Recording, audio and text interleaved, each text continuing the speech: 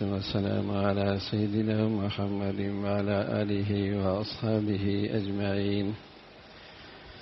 أما بعد فأعوذ بالله من الشيطان الرجيم. بسم الله الرحمن الرحيم.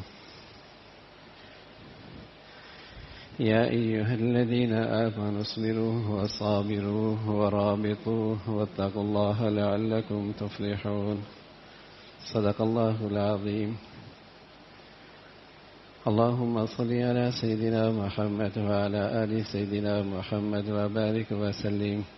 اللهم صل على سيدنا محمد النبي الأمي وعلى آله وأصحابه وسلم. میرے معزز مسلمان بزرگوں، عزیز بھائیوں، اللہ تعالیٰ کا ارشاد ہے، اے ایمان والو، صبر کرو، استقامت دکھاؤ اور دوسروں کو بھی صبر اور استقامت کی دعوت اور اس کی تلقین کرو. ورابطو، اور اپنی مورچوں پہ ہوشیار، چکنا، بیدار رہو. مورچے دو قسم کے ہیں، ایک وہ جو فوجی اور زمینی مورچہ کہلاتا ہے، غیرت مند قوموں کے لیے بھی یہ بھی بہت اہم ہوتا ہے، جس پر وہ اپنی جانیں نثار کر دیا کرتی ہیں. اور دوسرا مورچہ وہ مورچہ معنوی ہوتا ہے، اور وہ ایمان کا اور دین کا اور مسلمانوں کی تشخص کا اور مسلمانوں کی غیرت کا اور مسلمانوں کے شاعر کا وہ مورچہ ہوتا ہے. پہلے مورچے کے اندر پاسپائی ہو جانا اور شکست ہو جانا، اس پر قوموں کی قسمت کا فیصلہ نہیں ہوا کرتا، بلکہ اللہ کے نبی کے زمانے سے لے کر ہمیشہ اس قسم کے مورچوں پہ کبھی فتح بھی ہوئی ہے، کبھی شکست بھی ہوئی ہے، کبھی پاسپائی بھی ہوئی ہے، اور کبھی وہ مورچے واپس بھی لے لیے گئے ہیں. اس پر قوموں کی قسمت کے فیصلے نہیں ہوا کرتے.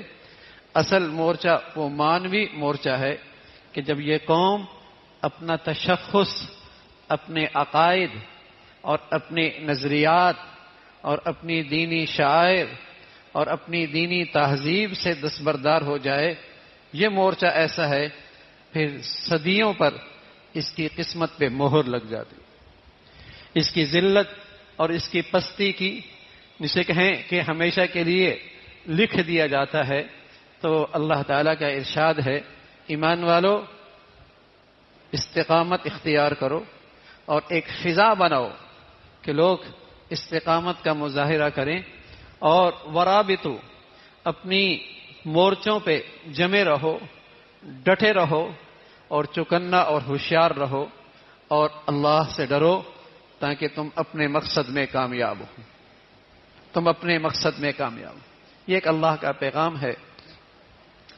یہ ہم نے آپ کو یہ پیغام اس وقت پوری عالم اسلام میں اور پوری دنیا میں اس وقت جو ایک منظرنامہ ہے، اور اس منظرنامے میں ایک طرف مسلمان قوم ہے اور ایک طرف مسلمانوں کی حکمران ہیں اور ایک طرف عالم کفر، طاغوتی قوتیں ہیں. اس وقت پورے عالم دنیا میں یہ ایک منظرنامہ ہے کہ مسلمانوں کی سوچ کیا ہے، ان کے حکمرانوں کا طرز عمل کیا ہے، عالمی طاغوت اور عالم کفر کیا کرنا چاہتا ہے اور کس ڈگر پہ وہ جانا چاہ رہا ہے. تو ہمارا دین کامل ہے، مکمل ہے، ہر زمانے کے لیے رہنمائی دیتا ہے. تو اس منظرنامے کے لیے بھی اس نے مسلمانوں کی رہنمائی کی. اس منظرنامہ کو سامنے رکھ کر بھی قرآن میں سچائی اور رہنمائی موجود ہے، اور وہ رہنمائی ہے، یا ایھا الذین آمنوا لا تتخذوا اليہود والنصارى اولیاء. اے ایمان والو، یہود و نصارہ کو دوست نہ بنانا. یا ایھا الذین آمنوا لا تتخذوا اليہود والنصارى اولیاء. اے ایمان والو، یہود و نصارہ کو دوست مت بنانا، ان پہ تکیہ مت کرنا، ان پر اعتماد مت کرنا، ان پہ بھروسہ مت کرنا. ولن ترضى عنك اليهود ولا النصارى حتى تتبع ملتهم. یہ یہود و نصارہ کبھی تم سے خوش نہیں ہوں گے. تم مانتے چلے جاؤ، مانتے چلے جاؤ، جھکتے چلے جاؤ اور ان کے سامنے سجدے کرتے چلے جاؤ اور ان کے پاؤں پکڑتے چلے جاؤ. یہ نہیں راضی ہوں گے جب تک کہ تم ان کی ملت قبول نہیں کرو، جب تک کہ تم یہود و نصارہ کے نظریات اور ان کی وہ تہذیب، جب تک کہ تم ان کا وہ کلمہ نہیں پڑھو گے.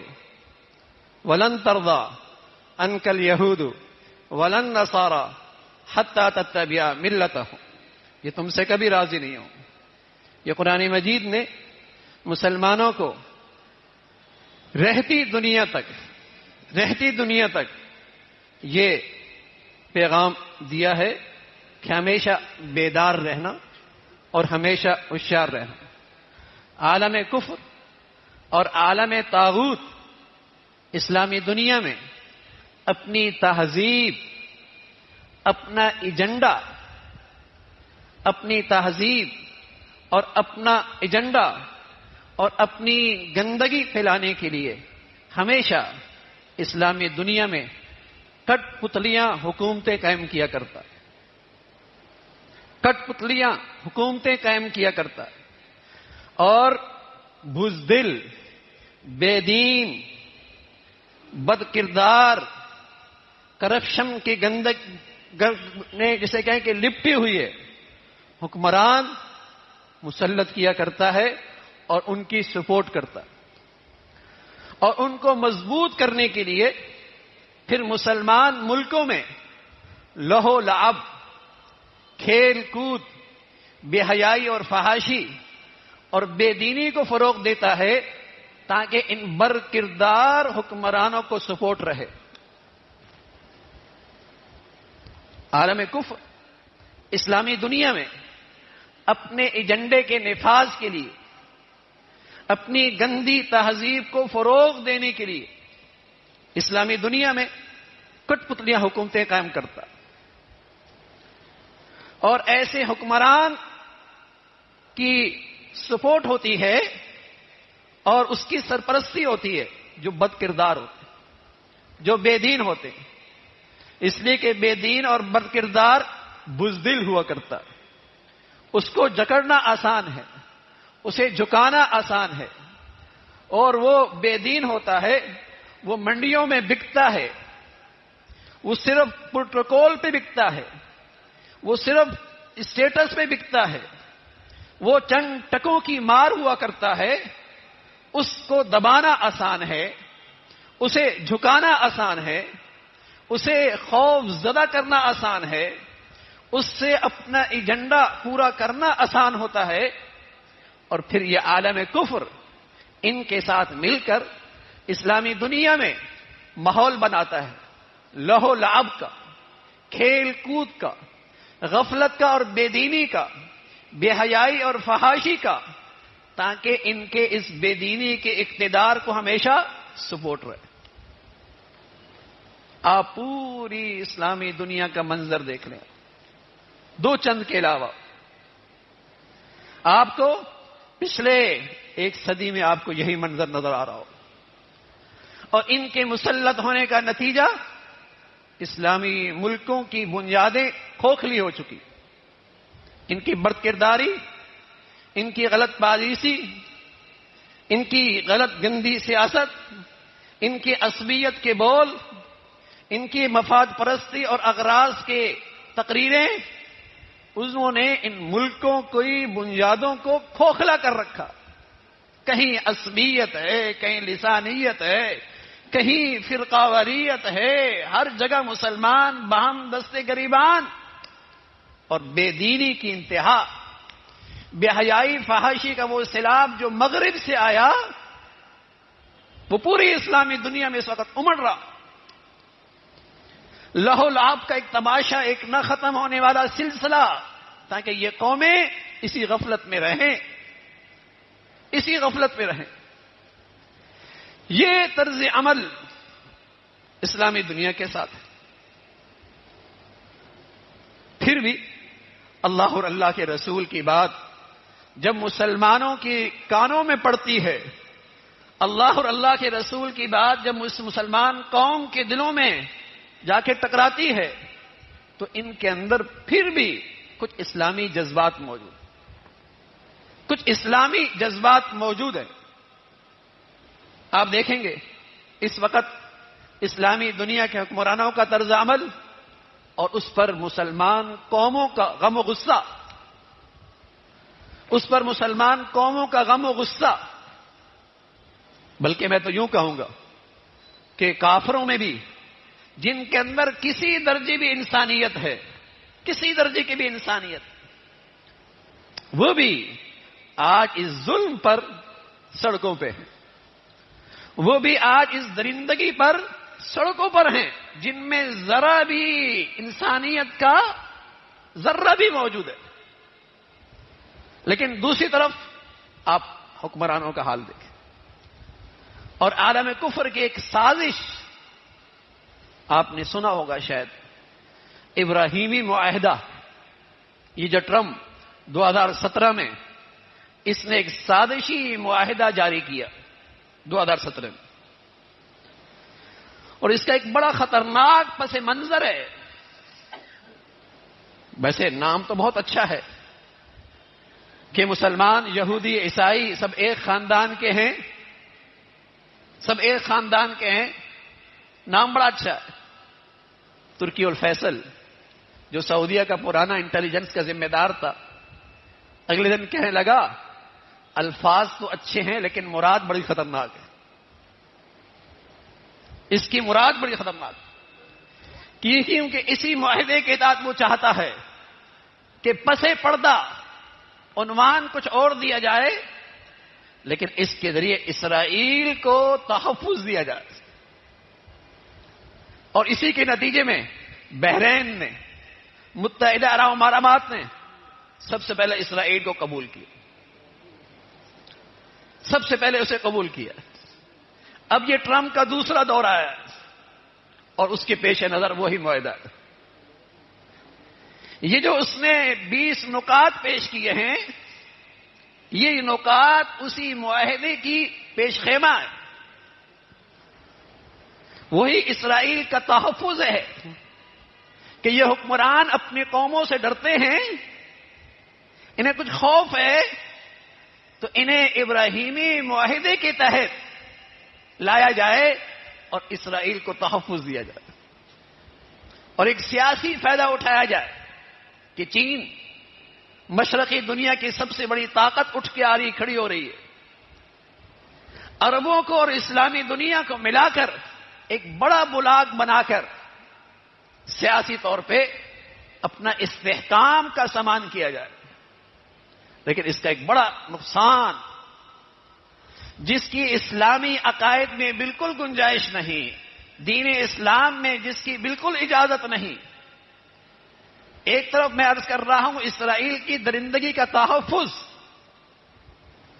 اس کی حمایت میں کھڑا ہونا اور اس کی تمام تر درندگی کو نظر انداز کر دینا، دوسری طرف وہ غزہ کے مسلمان جو قبل اول کی خاطر 40-50 سال سے قربانیاں دے رہے، اپنی نسلوں کو ذبح کروا دیا، ان کو نہتہ کرنا، ان کو نہتہ کرنا اور اسلامی دنیا سے انہیں کاٹ دینا، بلکہ یوں کہیے کہ انہیں ان کے ہاتھ باؤں باندھ کر اس درندگی کے منہ کے سامنے ڈال دینا، اس درندے کے سامنے ڈال دینا، یہ ایک سازش اس ابراہیمی معاہدے کے تحت۔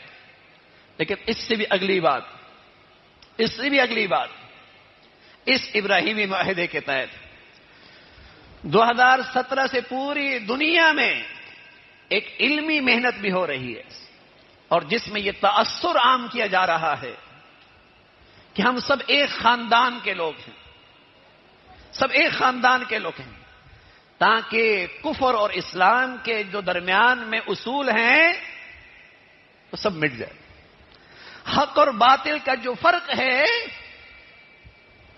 اس کے نام و نشان مٹ جائے، جو مسلمانوں کا یہ نظریہ اور عقیدہ ہے کہ قیامت تک ایک واحد دین نجات کا دستور زندگی صرف اسلام ہے، اس نظریے کو ختم کر دیا جائے اور یہ عام ذہنوں میں بٹھایا جائے کہ کسی مذہب کے پیروکار بھی اخروی لحاظ سے کامیاب ہو سکتے، اور یہ قرآن کے منافی ہے، یہ قرآن کے منافی ہے۔ کونوا ھودا او نصارا تہتدوا قل بل ملت ابراہیم حنیفا وما کان من المشرکین۔ یہ یہود و نصارہ مسلمانوں سے کہتے ہیں تم یہودی اور نصرانی بن جاؤ، ہدایت پہ آ جاؤ گے۔ اللہ کہہ رہا ہے ابراہیم علیہ الصلوۃ والسلام کی ملت کی ہم پیروی کرتے ہیں، وہ تو مشرک نہیں تھے۔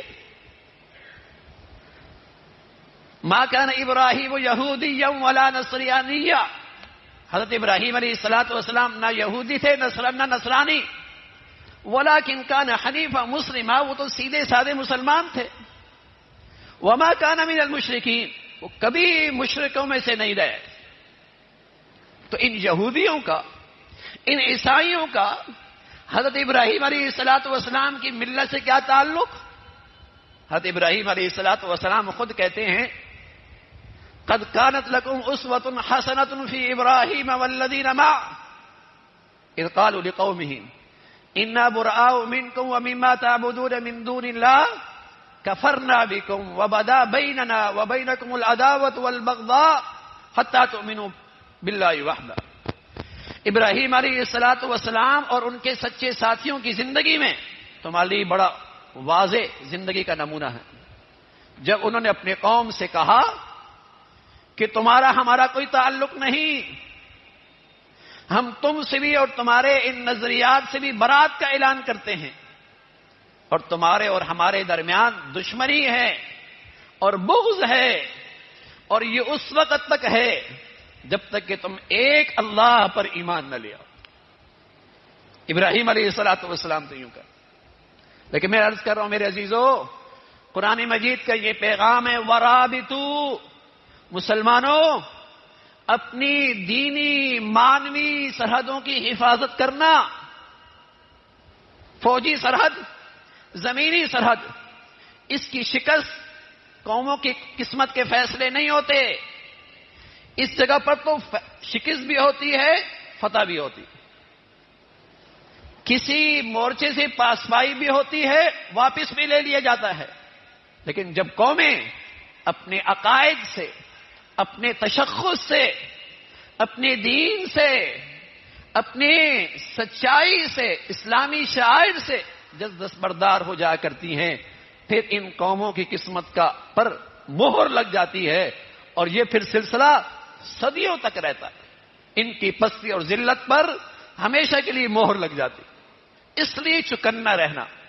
تو یہ ایک عالمی سازش ہے، لیکن ہمارا دین مسلمانوں کی ہمیشہ رہنمائی کرتا ہے۔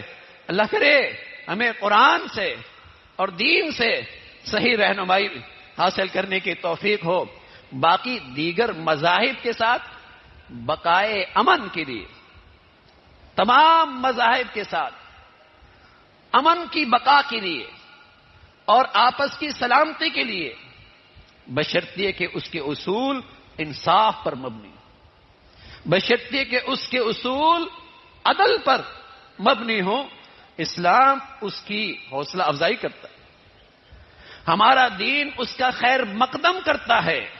اسلام امن چاہتا ہے، سلامتی چاہتا ہے، تمام مذاہب کے ساتھ چاہتا ہے، لیکن عدل کے ساتھ، انصاف کے ساتھ، عدل کے ساتھ، انصاف کے ساتھ۔ یہی وجہ ہے مسلمان ملکوں میں رہنے والے اقلیت کے لیے اسلام نے وہ حقوق دیے ہیں جو حقوق ایک مسلمان کے ہوتے ہیں، کہ جس طرح ایک مسلمان جان مال کی حفاظت ضروری، ایسی اس اقلیت کی بھی جان مال کی آبرو کی حفاظت ضروری۔ اسلام تو سب سے بڑے دائی ہے امن کا اور سلامتی کا، تو اگر اس کے اصول انصاف پر ہوں، عدل پر ہوں، تو دین اسلام اس کی حوصلہ افزائی کرتا ہے۔ تو میرے عزیزو، دور فتنے کا ہے، دور فتنوں کا ہے۔ بس اوقات مسلمان سطحی خبروں کو لے کر مسلمان بھی غلط نظریات اور غلط سوچ کا قائل ہوتا ہے۔ اللہ کرے اللہ ہمیشہ ہمیں سچوں کے ساتھ جوڑے رکھے، سچائی پہ جوڑے رکھے، حق اور سچائی کے ساتھ اللہ زندگی نصیب فرمائے۔ وآخر دعوانا الحمد للہ رب العالمین۔